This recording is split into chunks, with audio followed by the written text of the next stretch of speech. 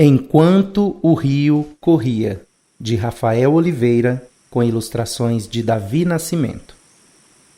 O rio que corre por trás do barranco onde mora a avó de Davi é o rio que todos conhecem pelo nome de um santo.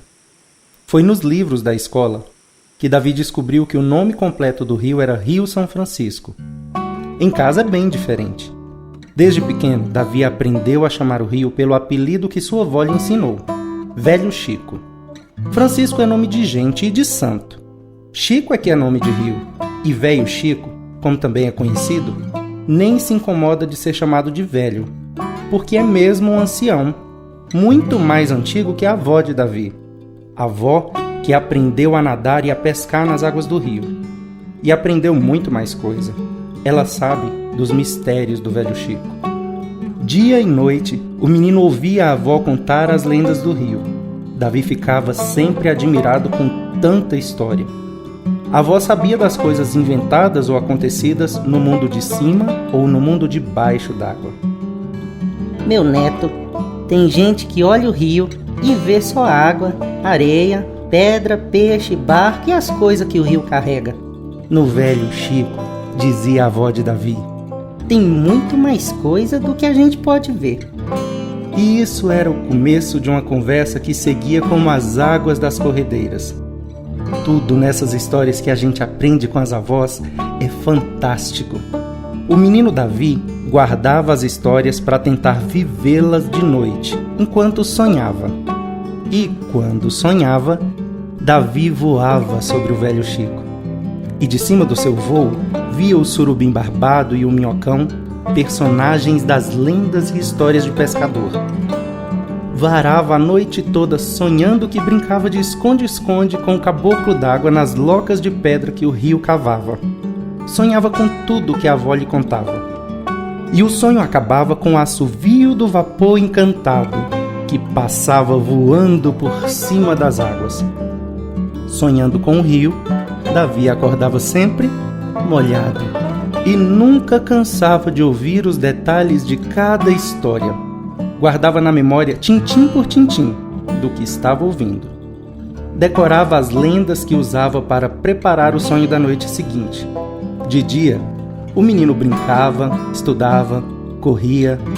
Depois da escola, sentava num toco de árvore nos fundos da casa da avó e, enquanto a velha entalhava carrancas, Davi perguntava tudo o que ela sabia. Alguém vive debaixo das águas do rio?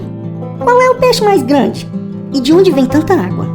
A senhora falou que o rio tem nascente. Ele nasce todo dia? Se a água do rio é doce, por que ela não tem gosto de açúcar ou adoçante? Ouvindo o neto tagarelar e querendo saber mais do rio, a avó parava de fazer carranca para contar outra história. Foi assim que um dia Davi escutou de sua avó a história mais linda de todas que havia. Olha, Davi, escuta o barulho da água correndo entre as pedras do rio. Daqui de casa a gente ouve todo dia essa música das águas se embolando pelas pedras. Mas de noite acontece algo que só os peixes e as cobras d'água podem explicar. Sempre à meia-noite as águas param de correr e tudo fica silencioso e quieto. Por quê? Porque é de noite que a mãe d'água gosta de vir para o mundo de cima do rio. Os olhos de Davi nem piscavam. Ele não sabia que havia sereia morando tão perto da sua casa. Sim, Davi. Sua avó lhe sorria. A mãe d'água é a sereia do Velho Chico.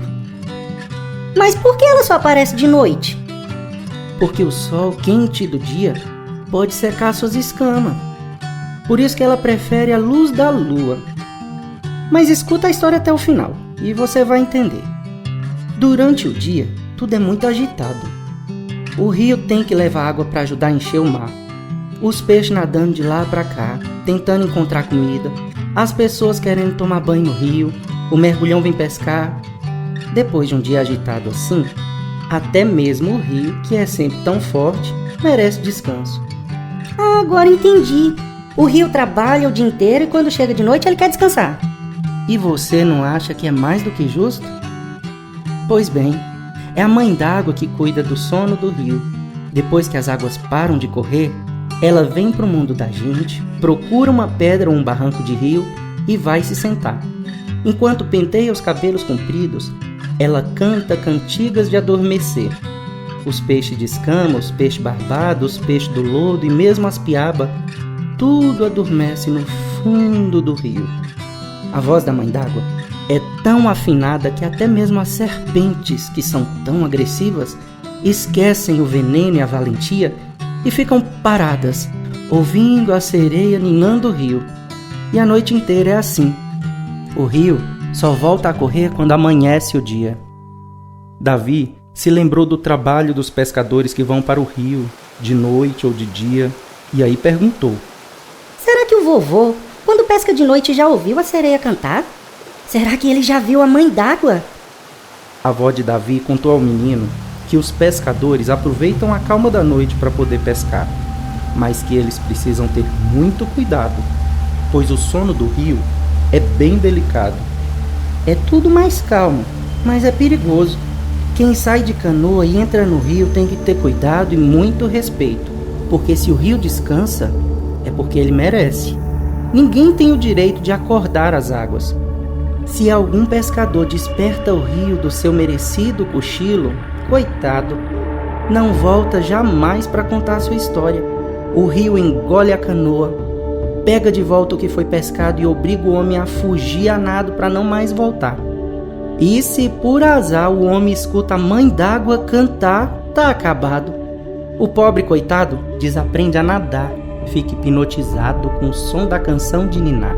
A avó do menino terminou a história dizendo que todo pescador que viu a Mãe d'Água foi morar debaixo das águas do rio e jamais voltou. O menino ficou tão cismado que naquela noite nem quis sonhar. Ficou a noite inteira acordado para ver se o barulho do rio iria parar. Todos da casa dormiam. A mãe, o pai, a avó e o vô de Davi. Mas ele estava atento. Ele não ia dormir. Já era quase meia-noite e o menino ficou mais atento, pois chegava a hora do sono das águas. Acontece que o canto dos sapos e os gritos dos grilos ficaram mais altos que o chuá do rio. Não dava para saber se o rio parou com toda a algazarra que os bichos faziam. Davi resolveu pular a janela do quarto e ir ver de perto o que acontecia. No meio da rua ele quis desistir. Era muito escuro na beira do rio e ainda tinha o perigo de ouvir a Mãe d'Água cantar. Se ficasse hipnotizado, ele nunca mais voltaria para casa. Mas tomou coragem para chegar até a areia da praia. Ficou por ali, sentado na praia por horas e horas, esperando ver o rio parar de correr. O medo do escuro, do canto da sereia e dos ruídos da noite foram passando e Davi teve então um pressentimento.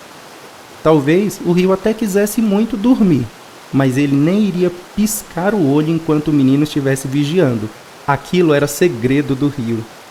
Foi aí que o menino parou de olhar para a correnteza e deixou o rio em paz. De repente, Davi percebeu que enquanto olhava para o rio, deixava de ver como as coisas são diferentes à noite. As águas escorregando tranquilas, cada vez mais sonolentas, chiando baixinho, sem salto do peixe pequeno, sem rabanada do peixe grande, só som de bocejo de água. O rio corria cada vez mais em espreguiçamento espichado, e Davi prestava atenção em outras coisas que aconteciam nas margens. As garças brancas que se empilhavam nas árvores para dormir pareciam roncar como o pai de Davi. Os sapos conversavam de longe uns com os outros, por isso gritavam tanto. Um falava da outra margem do rio, o outro respondia do lado de cá. Mas como não se entendiam, tornavam a falar a língua dos sapos até inchar os papos. Os vagalumes piscavam enquanto cruzavam o céu no escuro. Davi achou que eles estavam só brincando de imitar as estrelas, mas, na verdade, estavam fazendo sinais de trânsito de vagalumes. Outros bichos vinham curtir o sossego da praia e do rio antes do amanhecer. Famílias de jabutis faziam piquenique, um tatu-bola rolava na areia, sucuris e jiboias rebolavam na grama. Já tinha passado da hora do menino dormir, e muito mais coisas foram acontecendo enquanto o rio corria e Davi adormecia na areia. Quando o menino acordou, já era dia, e, para variar, Davi acordou todo molhado. Olhando o rio correndo depressa, Davi ficou na dúvida do que tinha acontecido durante a noite, mas só quis ficar ali, lembrando de tudo que tinha vivido. Tentou se lembrar de cada detalhe. Depois foi para casa correndo, porque agora era ele quem teria uma boa história para contar para a avó.